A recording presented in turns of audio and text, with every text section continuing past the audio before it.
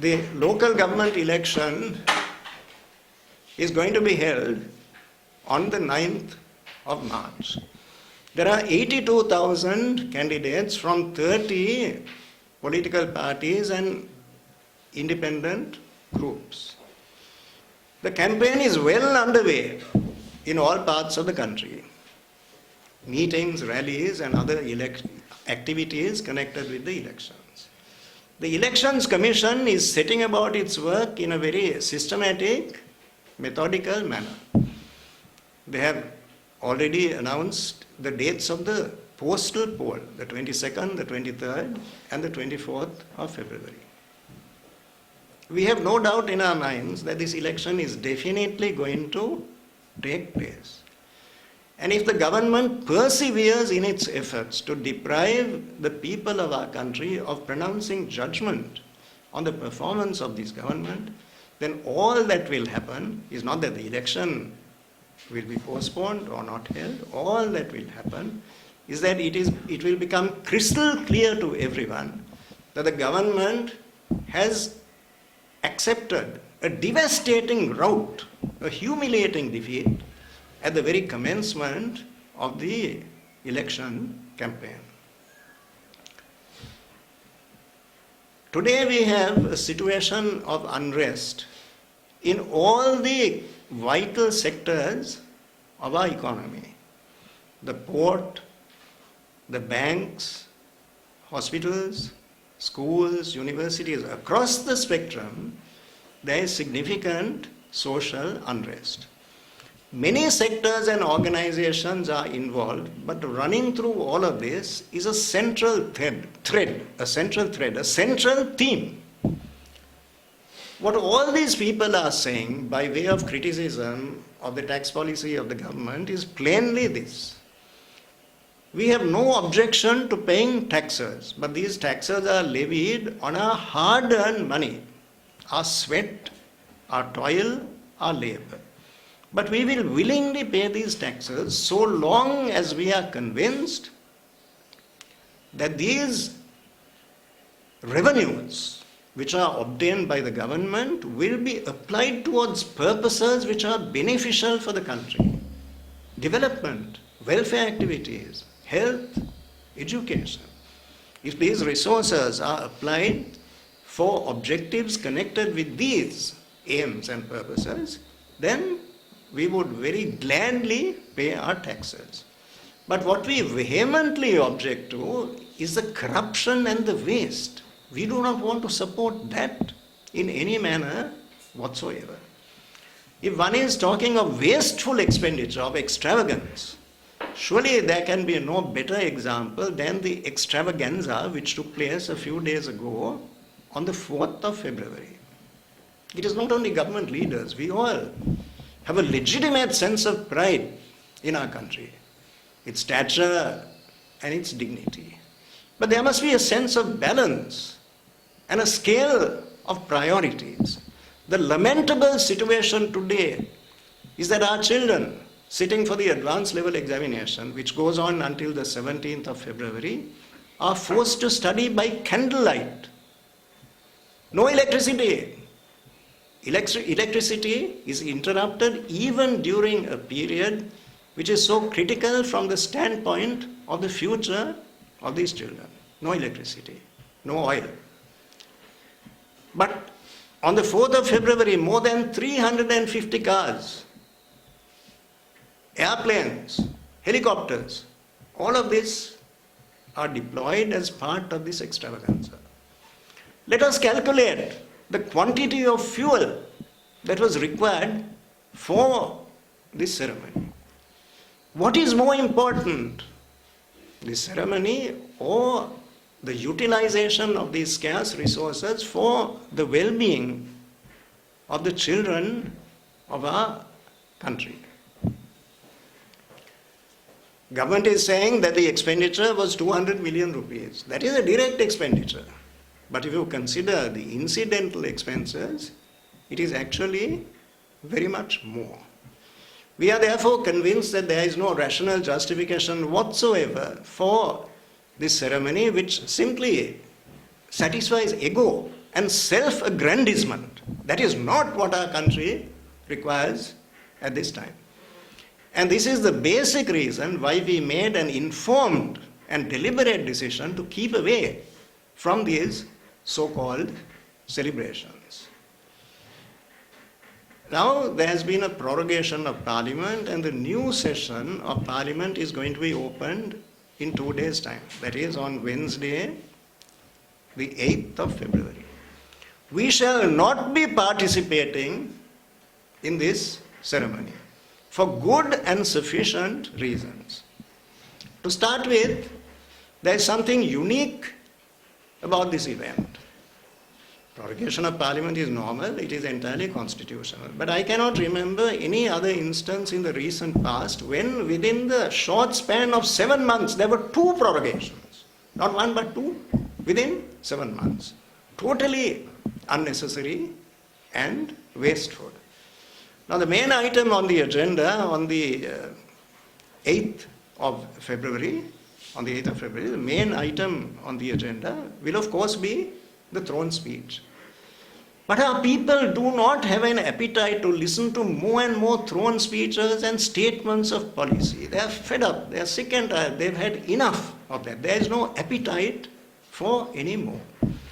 What the people of the country are clamoring for are pragmatic, practical solutions to the burning issues of the day, which have now assumed unprecedented proportions. People do not have food to eat, there is famine. There's malnourishment, especially among children. No access to essential medicines. The cost of living is going through the roof. Thousands of livelihoods are being lost because factories are closing down. Who can run a business in a viable way, achieving even a modicum of profit, if one has to pay between 30% and 40% interest to banks when capital is borrowed? It simply cannot happen. Then within 24 hours of the Independence Day extravaganza, the price of gas was increased by 334 rupees. Oil prices are rising every week. The economic burdens are clearly unbearable. Now these are the issues that are crying out for immediate solution. The people are demanding relief on the ground, not more and more statements, visions for the future. 2048, 25 years from now, we are told that Sri Lanka will be a rapidly developing economy. Can our people wait 25 years? Of course, there is a case for long-term planning that is necessary, but again, the critical factor is the priorities. We must prioritize the present needs and address them in earnest. Let us consider for a moment the situation of Bangladesh. The foreign minister of Bangladesh was here last week. I met him, I have worked closely with him. Now, Bangladesh has been able successfully to complete its negotiations with the International Monetary Fund. Their staff level agreement was arrived at as late as November last year. So within the short space of 2 months, they were able to bring these complex negotiations to a positive and satisfactory conclusion, quite unlike Sri Lanka. That is a vivid contrast. Every week we have the 2 state ministers of finance telling us that this is coming through, it's all going very satisfactorily, very positively, and we can expect, confidently expect the resources to be released to us tomorrow, day after. But Bangladesh, it was not a question of expectation for the future, but delivery in the immediate present. This is the essential difference between the two. There's another reason why we have made an informed decision not to attend the parliamentary proceedings on the 8th of February.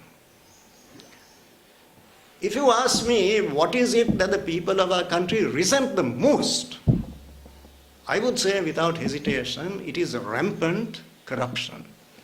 It is that is evoking so much indignation in the minds of our people. They are being taxed to the hilt, hard-earned resources, and all of it is being siphoned off into unbridled corruption. That is the main reason for the anger which is being so clearly manifested today. Now, there are 3 parliamentary committees which are performing a vital function with regard to the eradication or at least the control of corruption in our country. These 3 committees are the Committee on Public Accounts, the Committee on Public Enterprises, and the Public Finance Committee. Of these 3 committees, 2 are chaired by opposition politicians, Dr. Harsha De Silva and Mr. Kabir Hashim. They are doing very valuable work, where there are what appear to be well-founded allegations relating to commissions, tenders, and so on. These are being meticulously examined by these parliamentary committees. What happens now as a consequence of the prorogation? All of that comes to a grinding halt. Why? Because prorogation entails the consequence that 40 committees of parliament stand dissolved. And among the 40 committees that are dissolved are these 3 critical finance-oriented committees. That means the work that is now in progress comes to a complete standstill. These committees are aborted. They can no longer function. They are killed off quite deliberately. What happens next?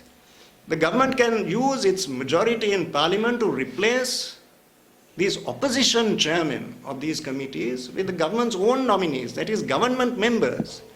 But that will not just dilute but completely destroy the oversight function of these committees.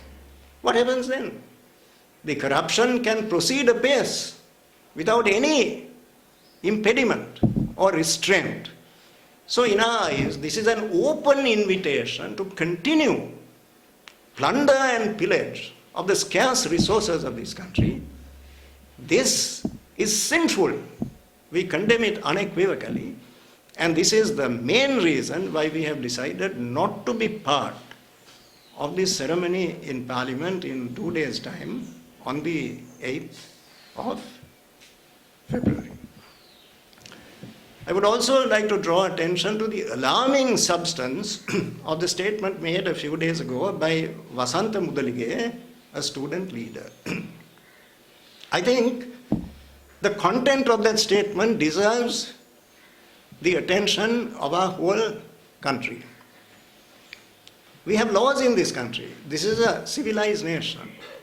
Even where a person is arrested under the Prevention of Terrorism Act, there is a procedure, especially when it comes to interrogation. There are places where interrogation can be done in police stations and in accordance with a set of rules and procedures which are clearly laid down in the law. It is not possible to blindfold a person who has been arrested, take him to a desolate, a lonely spot, and in an atmosphere of intimidation to interrogate that person. That cannot happen under the laws of this country or indeed under the laws of any civilized country. That kind of activity represents a criminal offense. It is not an arrest that is legal and permissible under the Prevention of Terrorism Act, nor is the interrogation lawful or permissible under that or any other statutory regime. It is kidnapping, no less, under the penal code, and it entails criminal liability. Now, the statement by Vasanta Mudalige is not a vague, nebulous statement. It is replete with concrete detail, names of persons, times and places. Now, it is the bounden duty of the government without any delay to embark upon a thorough and impartial examination of the substance of that statement and to take appropriate measures against persons who have contravened the law, if there is evidence to that effect, because this is very much a matter that is central to, that goes to the very heart of the administration of justice in our country. Of paramount importance is the judgment that was handed down by the Chief Magistrate of Colombo, Mr. Prasanta Alves. I would describe that as an epoch-making judgment. In the judgment, there is a very careful analysis of the evidence that was presented to the court in this case. The gravamen of that judgment is simply this, that false evidence was deliberately concocted. It was not an oversight, it was not done in good faith. It was calculatedly done in order to present to the court a tissue of lies, a case that is based upon falsehood. That is the measure of the judgment that was given by the Chief Magistrate of Colombo last week. It is not an indictment on the police force in general, but rather on delinquent police officers who appear to be bent on pleasing the powers that be for short-term political advantage. But 7 judges of the Supreme Court in the Easter Sunday case made it very clear that whoever behaves in that way has to accept personal responsibility for their actions, which may consist of the payment of compensation and in some circumstances incarceration, imprisonment. But this does not end with the behavior of the police officers who are named by Vasanta Muthalige and to whom reference is made in the judgment. There is a more fundamental issue relating to the manner in which the prosecution presented its case. The prosecution, false evidence. Did the prosecution satisfy itself that the evidence that was being presented was true and reliable, the probative value of the evidence that was being presented? Now, the prosecution functions under the supervision of the Attorney General. The Attorney General's department had great stature and respect in the past. When we delivered lectures on the laws and the legal system of this country in the universities of Sri Lanka, we always held up the Attorney General's department to high esteem. And it is a matter for great regret. If what is now said is based upon evidence, it is a great pity that these standards, these values are suffering so dramatic an eclipse. Now, the consequences of this are being felt not only within the country, not only internally, but very much at the international level. Last week we had the Universal Periodic Review on Sri Lanka. That is a comprehensive examination of Sri Lanka's contemporary record with regard to human rights. At that time, there was released a detailed report on the human rights situation in Sri Lanka. That is by international legal experts representing 188 institutions in 116 countries. This is the report. It is a devastating indictment on the human rights situation in Sri Lanka. It is entitled The Anatomy of a Crackdown, the repression of Sri Lanka's Aragalaya protest movement. Now, these developments entail a huge and exorbitant cost to Sri Lanka. Today we have seen sanctions being imposed by foreign governments on 2 of Sri Lanka's former presidents, something that never happened before. And there may be more to come. That may not be the end of the road. All of this is happening because of some of these regrettable events which are taking place in our own country. And the kind of extravaganza that we saw on the 4th of February is not the answer. There will have to be a more serious attempt made to take into account what is now happening and to safeguard the interests and the good name of our country.